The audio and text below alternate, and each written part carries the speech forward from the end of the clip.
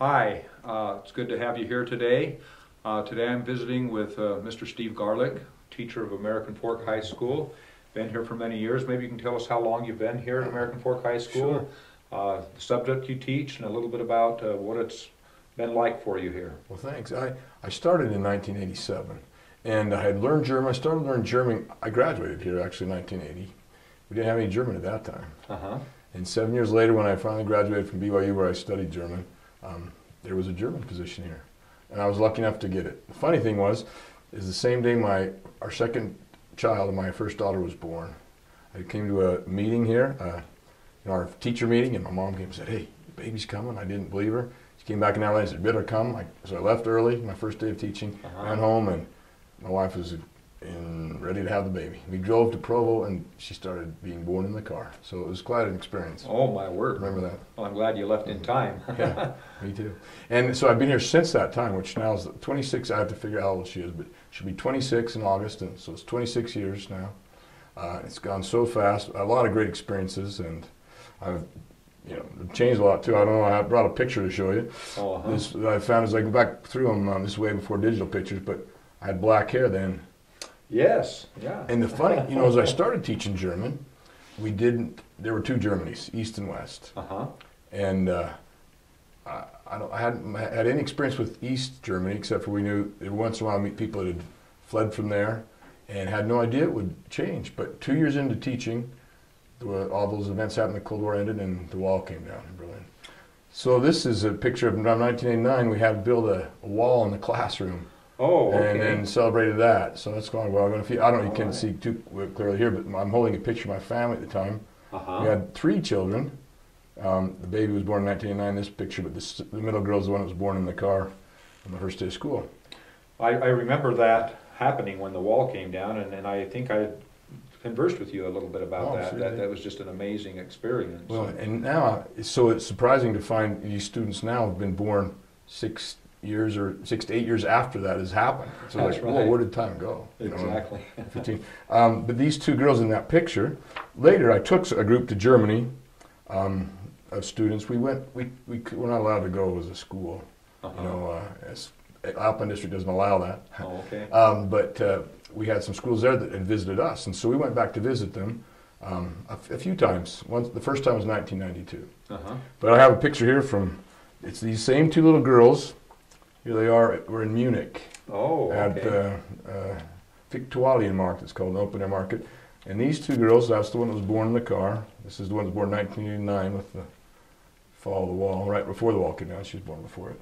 But they both are now married, and she just had a baby boy named Will, and Annie's expecting in June.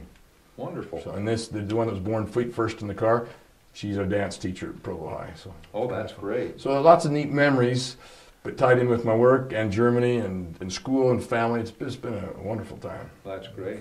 All your children have gone here to American Fork High School so far? We ended up having 9 kids. So that's kind of fun. So you've still got some to come then? Well, I do. Okay. And the first one, I have a little picture of him. This is called the Hofbräuhaus, which a lot of Americans are used to hearing about. It's the famous beer house in Munich. Oh, okay. And this is the backside of him walking in, the oldest. Oh, all right. Of course, we didn't have any beer, but we just had pictures. And then, well, here's on one of those trips. These are some garlics at the festival. So the garlic, I have a picture taken. Got to have a picture of you in front of all the Garlicks, Mr. Garlick. But I remember, I think you taught Caleb. Yes. And he was he was the middle boy. He's number 5. That's right. And so after him, we had 4 others. And Jacob just graduated last year. Okay. And he's learning Russian. And then Joseph, who's a senior this year, he's captain of the soccer team, which helped to improve. They haven't had any wins in the home games, but they've won all their away games. So. Wow. Well, I hope that'll go well. Yeah, we were hoping, and he likes soccer. It's in America. It's not quite the biggest thing as it is in the world, but it's growing, and they really enjoy the game. I've noticed it getting bigger and bigger over the years too here in America. So after Joseph graduates this year, we have a daughter coming named Sarah, who will be a sophomore. Okay. And then when she's a senior, our baby, who is now 7th grade, will be a sophomore. His name's Isaac. So I haven't been without one of my own kids here at school since the year 2000. Oh. So for Well, the that's last amazing. 15 years. And when the baby graduates, it'll be my 30th year. That'll be your 30th year. How many years have you taught? Here at American Fork High School, this is number 32 for me. And what overall? Overall, this is my 37th year. What's the biggest change you've seen in? Or a Oh couple my changes? word, I've seen lots of changes. Of course, turnover. I think right now this is my either 5th or 6th principal that I've served under. My original principal that hired me, Arlo Shelley, wonderful man, taught here at American Fork High before he became a principal, worked up at the KAVE. But that's one of the big changes I've seen. Administration changes over all the years. The school itself, well, one of the things I've been so impressed about is it's always had wonderful pride and wonderful students and faculty that are always so supportive. I think they keep it really clean too. You know, They do. They work hard. You bet. Well, Arlo was my principal. So what year did you come? I came here in 1980. That was my first year here. See, I just graduated. Yeah. In fact, I think it was the fall of 80, or maybe it was 81. This is 32 years. Maybe it was the fall of 81. Okay. So well, you just finished up and graduated? Well, we graduated, you know, I was 79, 80 as a senior. Oh, okay. Yeah, so it was probably 80, 81 or 81, 82. Wow, cool. I know it's a total of 32 years with this year, but... about the same as Tug. Did he start about the same time? Tug started right at either the year after or the year I started, so... You know, it's a little sobering to me. You think, oh, all these teachers are gone now. Keep wondering who all these people are running. In fact, I went to a reunion a while back, and I couldn't figure out who all those people with gray hair was running around, and then I realized it was my classmates. Yeah. Oh, I know. So that's pretty scary. When I went to school with, I was a classmate of Laurel Shelley, and Denise Jones, our tractor. Oh, okay. In school with us.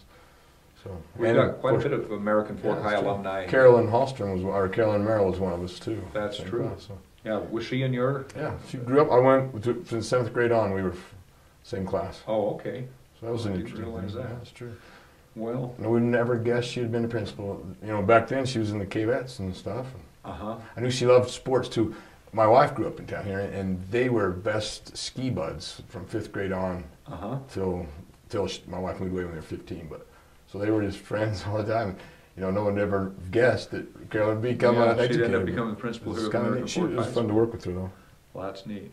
You have your son, you say, plays on the soccer team? Yeah, Joseph does. Tell me a little bit about the soccer team and what's happening with it this year. We played for the preseason games. We played 6 games, and they were some of the best teams in the state. Mountain View, who's ranked number 1 in 4A, was there first, and we played them to a 2-1 loss. And you know, it was so close, and nobody expected anything from us really in the state. Then the next game we played is Alta, and Alta was ranked 3rd in the state in 5A, and we had them beat 1-0. Okay.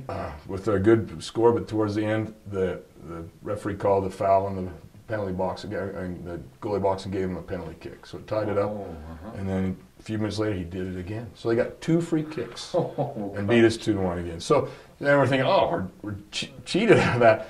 And those were home games. We're playing on a new field here, the football field, and they don't practice on it. They just go play there, so it's not really known to them. And we've lost all the games there by 1 point. And then the 3 games away, we did win by 1 point too. So we have a chance to win, but so far in the region, we've had 2 games and lost them both by 1, and there's 8 more games left. Their goal is to, of course, win enough to go to the state tournament, which they have to win at least 4 region games. So. Okay. Can you tell me, and I'm not really sure about this, soccer field, are the dimensions of that identical to a football field, or are they quite a bit different? They're quite a little bit different. And there's a range you can have, but they're always bigger than a football field. So our football field goes through the end of the end zone. You know, not the end goal line, but the end zone. Goal line, and then you've got 10 more yards. Right. And then they take the out of bounds lines of the football field and move them all the way over to the last little bit, so to widen it. Oh, okay. And we went up to Harriman High to play. Harriman's got a brand new turf field, and they're just a brand new school. They can turn their goalposts around, so they even get more space. They don't face in, you know, they just face out. Oh, that's true, because with the goalpost there, then you're dealing with you can hit the thing. Yeah, you can hit the post or run into it even. Yeah, have to play dodge the pole there. Huh? But you got to come see a game sometime. Sounds great. Good. Well, thank you. Appreciate having the chance to visit today. Or did you have some more pictures? Oh, no, that's okay. You got old people giving the old. Yeah, they're old, yeah. Appreciate being able to visit with you today, and for us being able to talk with Steve Garlick here at American Fork High School.